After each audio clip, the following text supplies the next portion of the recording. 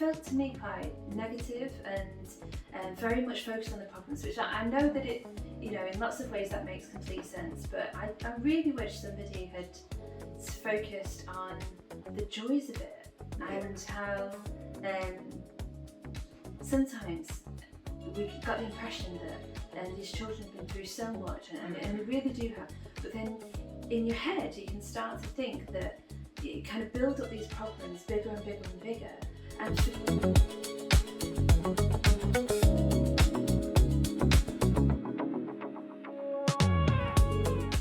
Hello everyone, and welcome to yet another interesting episode of Tap Diary, where we talk about everything adoption, everything you need to know from the beginning, that's the process, and to placement, life after placement, the challenges we face and what comes with it. And today I'm joined with someone I call a friend, someone that we started the journey together. We did the journey together, we attended the same training, and of course we have similar story because we are proof for same number of children, but we went above. That is a story for another day. So without wasting much of your time, please meet my friend Fel. Hi. Thank you so much for coming today. You're welcome. Thank Nice you. to see you. How has it been? It's been forever.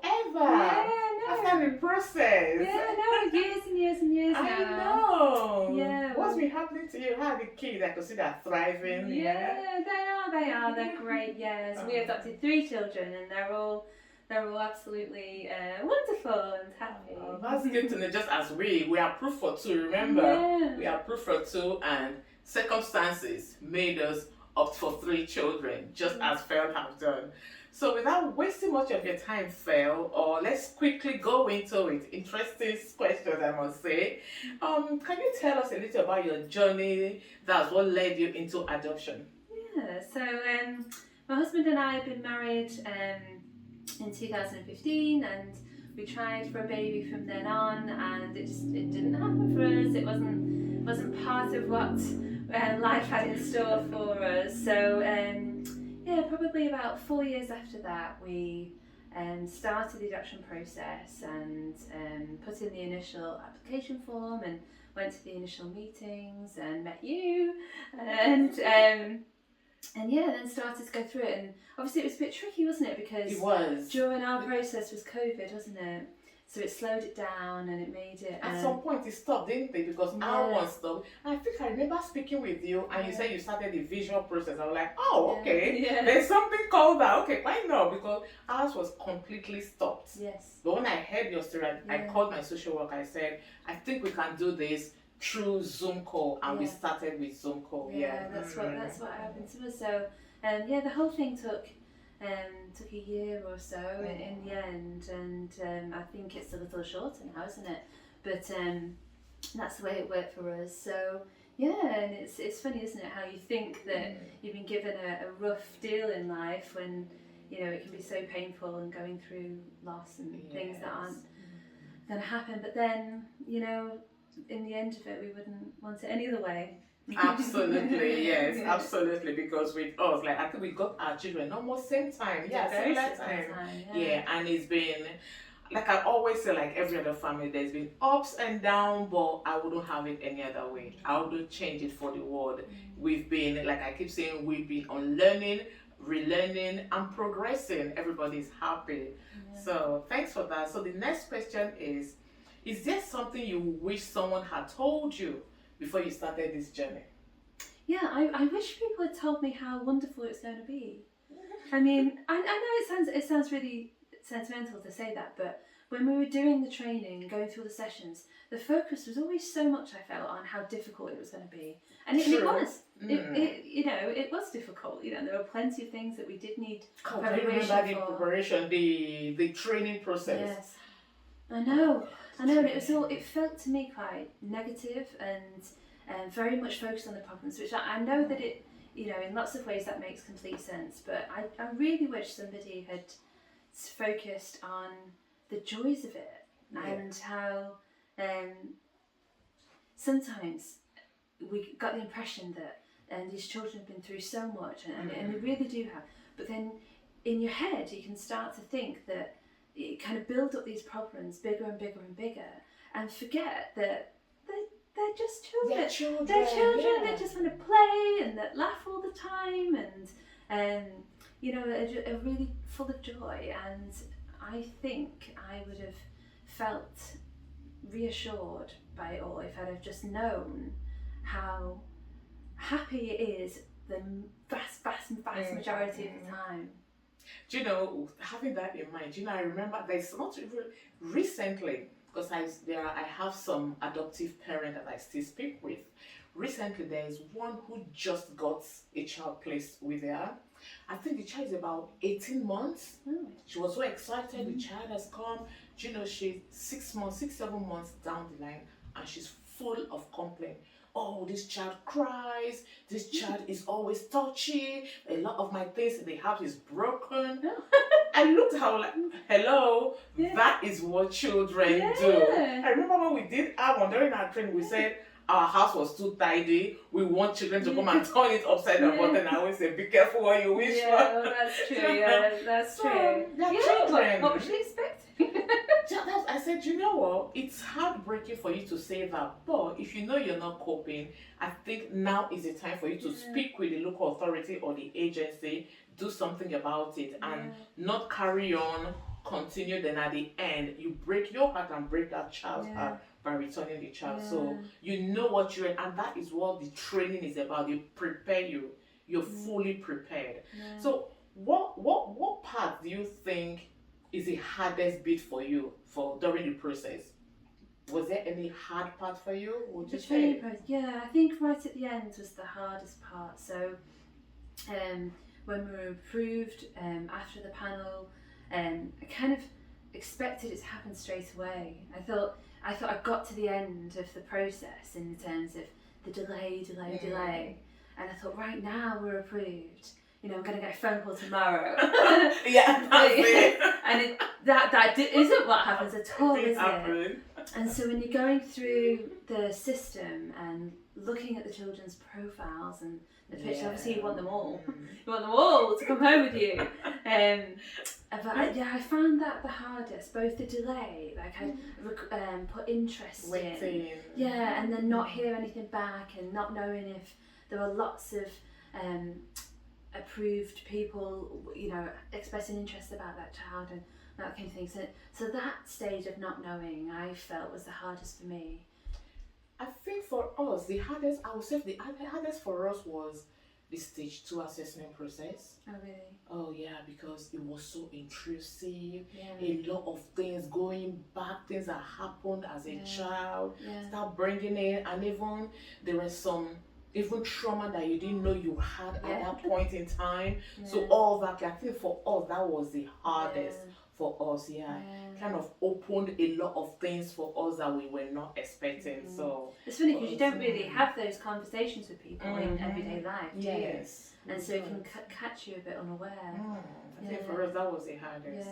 Oh, okay, thanks for that. So have you ever been in a situation where you were asked an uncomfortable question or made a uncomfortable comment about you as an adoptive parent? Yeah, one of the hardest things, you know, was actually with one of my closest friends who I saw all the time. But then every time I saw her, once or twice a week, she'd say, have you heard from their real mum? Oh. Or tell me more about what was happening with their real parents. What does she want to do with that information? I don't know, but it's that expression that they're real, and I think, well, I'm their real mum. You know, absolutely, I might not you have are. given birth, No, you are their real mum. I'm their real mum. I'm the person that loves these children and the person that gets up in the night and feeds them and just absolutely for them. That's real parenting. Yes, that's real parenting. Yeah. Parenting is not all about DNA. No. It's all about the way you treat a child, the love you show, the care. And like I said, there was one of my video. I said birthing a child doesn't make you their mother, but what comes after that, and that is you taking care of that child, teaching them the first step. You were there when they took their first step or their first victory, the first thing they did and they won, they were happy. That is parenting. So yes, and I said in one of my clips, I said, once for me, I think someone have always asked me, are you their biological mom? I looked at the person and said, yes, I am. I might not have birthed them, but yes, I am. I said because I have full and whole. I've been taking wholly care of them, so they are my children. We bear same surname. They are. So what they are else? They are, they are our children. So there's plenty of insensitive language around there. There's plenty of ignorance and a lack of education around it all. But you know, you just got to let it slide. Exactly, just let it go. Just let it go. There's nowhere to go with it. Yeah. So community members, be sensitive to adoptive parents, please. We're humans like every one of you out there. So yeah, have there been any moment of doubt or overwhelm, and how did you walk through them? Yeah, well, not doubt in the process and in our love for them or anything. Not doubt in that sense, but overwhelming feelings. Yeah, of course. I mean, we're going from an empty house, and a house that was far too empty, and it was so obviously empty, to 3 children all at once. It's like having triplets. It's like having triplets, but triplets that can speak and argue and protest. Talk in back. In a way that newborn babies, I know they protest in their own ways, but you know, they don't have the same sort of ability to hurt. So yeah, so it was certainly been incredibly overwhelming. But what new parent hasn't had periods of feeling really overwhelmed by it? So yeah, definitely. But it's all part of being a parent, isn't it? Yeah. Just take it as it comes and just deal with it accordingly. Because sometimes people always say, how do you deal with 3 children? But my answer is always, sometimes if you have 2, how do you deal with 2? Yeah. Do you understand? So I think the same. I know people always say, oh, 3 is a lot, 4 is a lot. But if you have the energy and the capacity, for me to deal with 2, because having 2, that is all you know. Then having 3 as well, that is all you know. So you will deal with them accordingly. You just do it, don't you? You just do it, just get on with it. Yes, don't get me wrong. Much as I say that, I get tired a lot, because once they start growing, they attend activities here and there, school run activities, that it's overwhelming. But you know what? The joy it brings, that you know you're doing the right thing, you're doing a rewarding thing. The reward for me is in their faces. When you see the way they smile, the way they are so appreciative, you know, for me that is the reward. So it's a beautiful thing.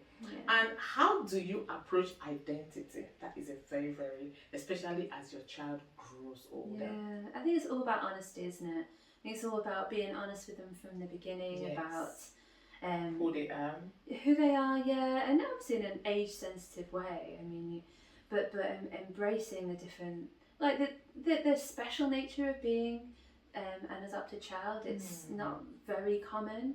So that as its own identity, embracing that, and just talking everything through as much as you're comfortable with and they're comfortable with. And you know, the other different elements of it, like we've adopted children that aren't from our ethnic groups, so we have an interesting area of identity that my husband and I have had to learn about and to talk about and embrace with them. And we do it with things like football. My children are really interested in football, and with the World Cup coming up, exactly. So we're supporting lots of different countries from around the world in the football next week. Yeah, so you know, we're just finding a way of doing it. And holidays, like we've not been on loads of holidays with the girls, but when we have, it's been to their places of birth, because they've been really interested in doing that and seeing the places that we've talked about. And that will help them connect their identity as well. Yeah. So there's lots of different ways of doing it, and books. Finding there are storybooks out there that are particularly for children that have been adopted. So we have one called The Blanket Bears, which I know that. Great, isn't it? Great, yeah. Have you watched Lion? No. Lion. I think it's an Indian movie. Yeah. It's about a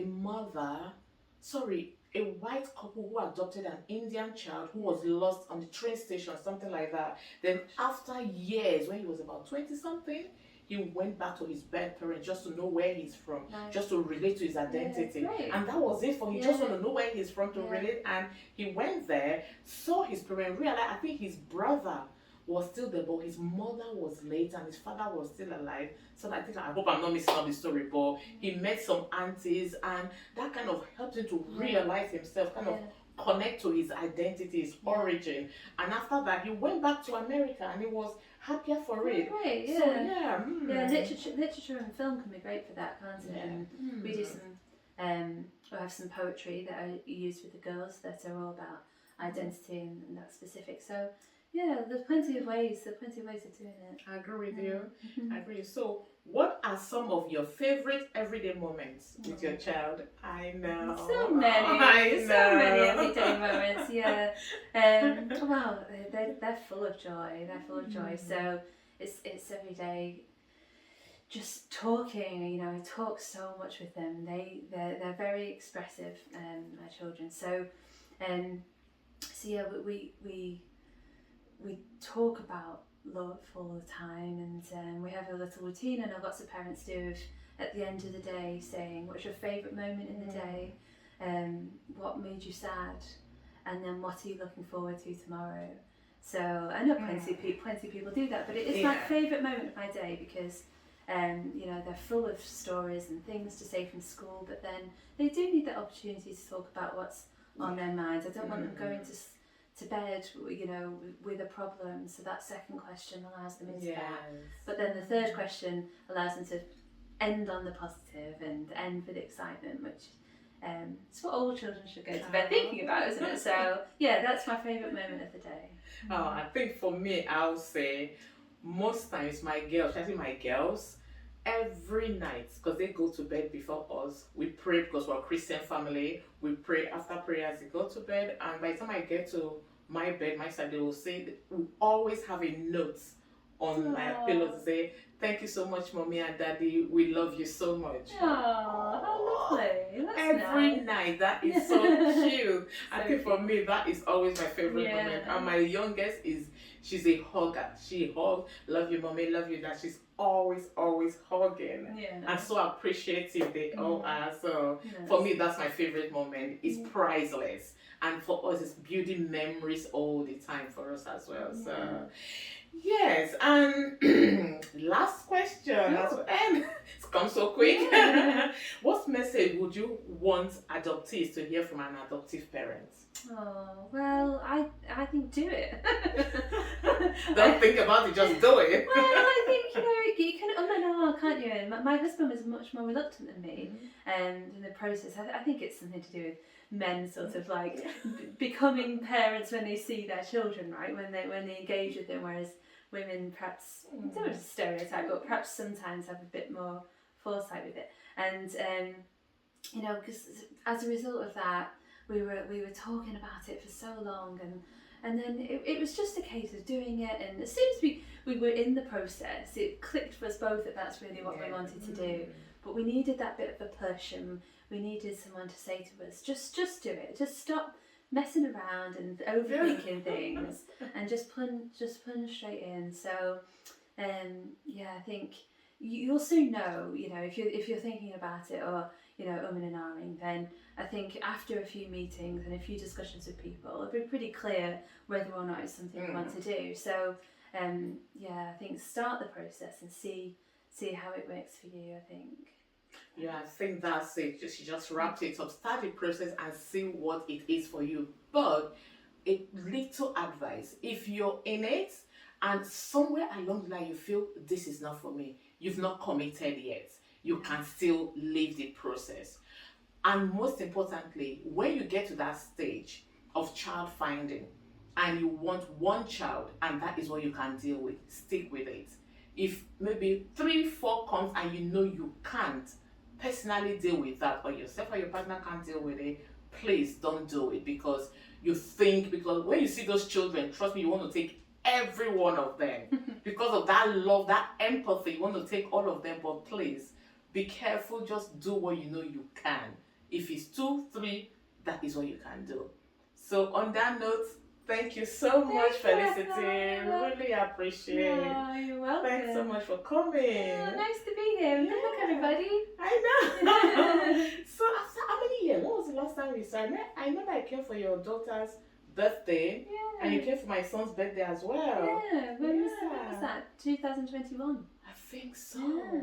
That's a long time. Yeah, that's a long time. Yes, I Oh, so nice to have you on the show. Really appreciate it.